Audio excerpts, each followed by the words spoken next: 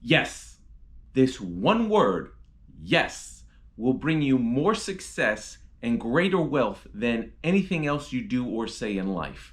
Just say yes. Say yes to going out and looking at properties. Say yes to any open house in a market that you think is desirable. Say yes to actually going out and joining meetups and real estate investment groups in your area and starting to talk to people and networking. Say yes. Rich people, wealthy, multimillionaire real estate investors, and other business people have this ability to shut out the naysayers. They just say yes. They go out there, they don't worry what anybody else says. They just do what they know they need to do. If you have built up the knowledge and you've built up the confidence to understand how real estate works or any other venture you're looking to pursue, just say yes. That action has to be taken. If you don't take action, if you dream without taking action, that's just a wish. A dream without action is just a wish. It's never going to come true until you take the action component of the whole process. And to do that, you have to say yes. Welcome back to Confident Real Estate. I'm your host, JC. I've talked about it before. It has been a while since I've done a video on the mental aspect of investing, but it really is so incredibly important that you have the right mindset to go out and become successful. Otherwise, you're really never going to be there. We've done a video on what's your reason why. We've done videos on how to prop yourself up and build your confidence and shut out the naysayers. But at the end of the day, if you're going out looking to become wealthy just to have flashy material items, it's never going to work. You have to have a reason why you're going out and pursuing success. You have to have confidence in your ability to invest because you've spent the time and put in the legwork to do the investing, and you've got that knowledge base to go out and pursue it because you know what you're looking for now. But it's that analysis paralysis that so many people get stuck on. They're ready, they're prepared, they've got the confidence, but they don't have the ability to pull the trigger. It's different than a lack of confidence. It's a fear factor in the sense of all the naysayers that then get into your head and tell you you don't know as much as you think you do. The only way to know if you're really ready is to go and do. You have to take action. It's just as simple as walking out the door or hitting the like button on this video, for instance. And while you're at it, you can take action a second time and hit subscribe so you join our Confident Real Estate family that's continually growing. We try to give you some great information here. And I really can't emphasize enough, as much as I do videos about intricate different ways and strategies of real estate investing, whether it be a sale leaseback proposition or doing some kind of land lease or triple net lease and then renting it out to somebody else so that you're not buying a property outright if you don't have the capital to do so. Whatever the videos we've done in the past are, if you don't have the mental capacity and the mindset to go out and be successful, it is always going to hinder you. You will always get stuck in the analysis paralysis. You have to say yes. If you want evidence of how important and incredibly manipulative the mindset can be for good and bad, look at just luxury items in general. Fancy, flashy material clothing items, for instance. There are so many people that you and I and all of us know who go out and buy nice cars and they buy big houses and they buy clothes like Louis Vuitton and Versace and Gucci, and they do it to look successful. They may not necessarily be successful. They may be spending money on luxury items that they really can't afford, putting money into a fancy car when their child's college fund is bone dry. That is not where you want to be. You know what the rich spend their money on? Assets and investments. They buy luxury items last. They don't buy luxury items so they could look rich. They go out and buy assets so they can become rich. And then they'll go splash occasionally on some luxury items because, you know what? They've already put in the hard work and they've actually earned those luxury items.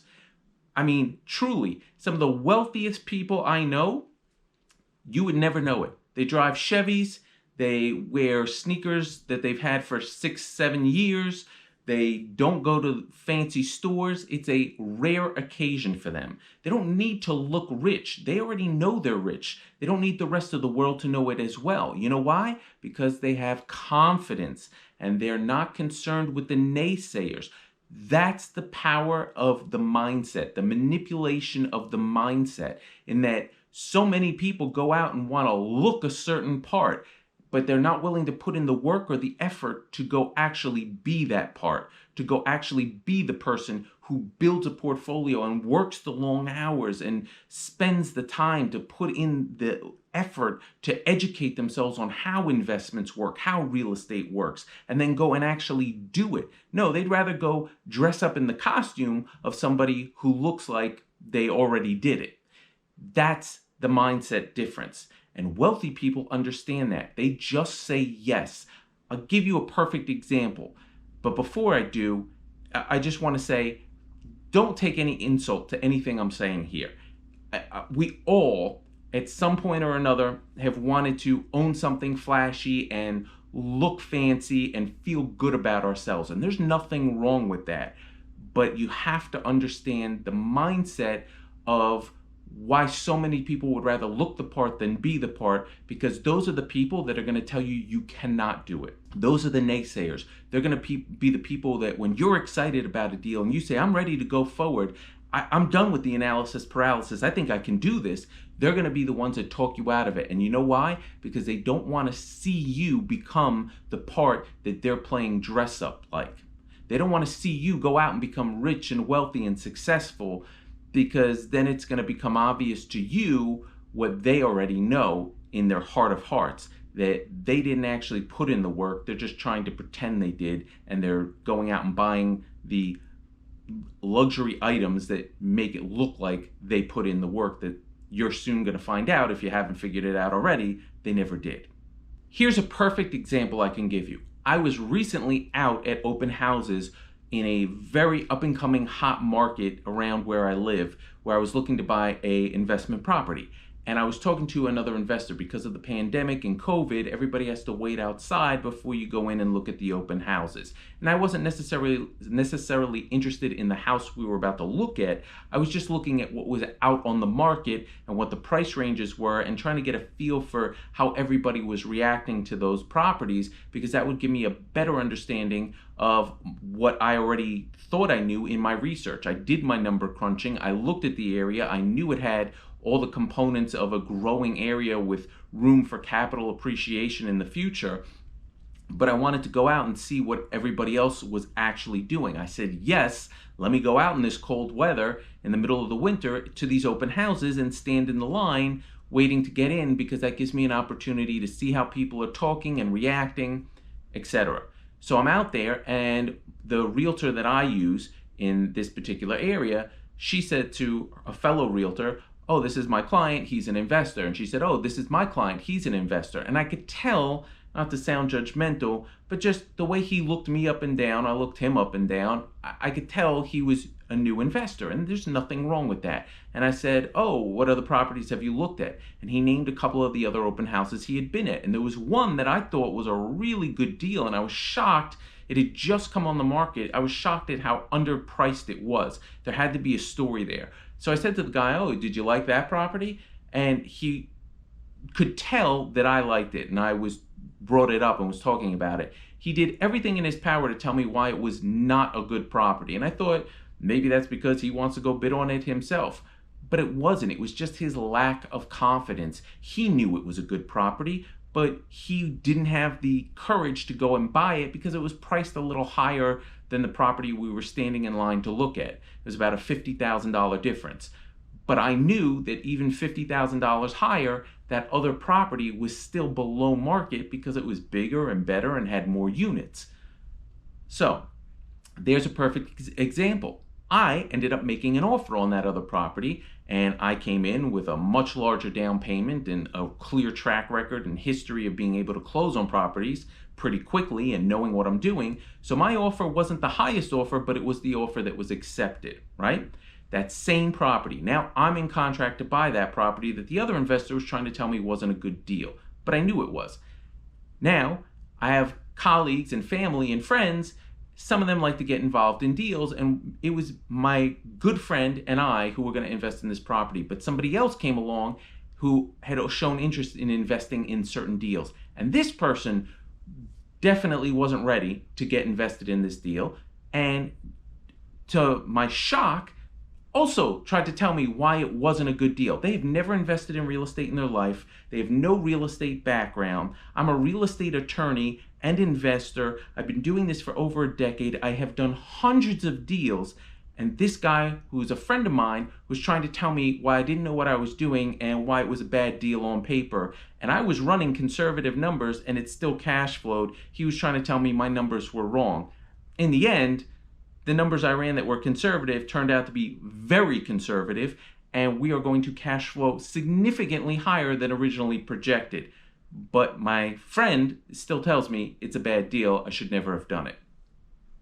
It's all about mindset. I said yes when everyone else was telling me no because I had the confidence in my abilities, my experience, and my knowledge.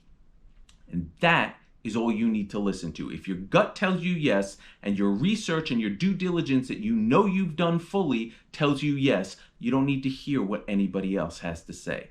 Just say yes. As always, I really hope you did get something out of this video.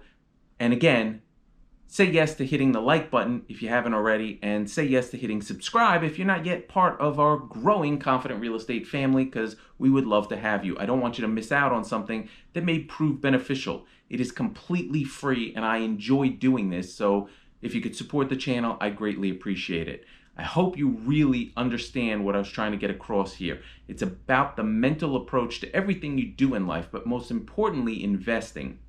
Because too often, your friends, your family, your colleagues, while they say they support you, and they probably do in their heart of hearts, it is tough for them to see you become successful when they're not happy with where they are in life. So don't let them tear you down. Don't let other people that you don't even know tear you down, especially. Let the naysayers talk amongst themselves. You say yes and become successful because you know, and I know, you're capable of it, because truly, anybody who's willing to put in the time can be successful and wealthy. Until next time,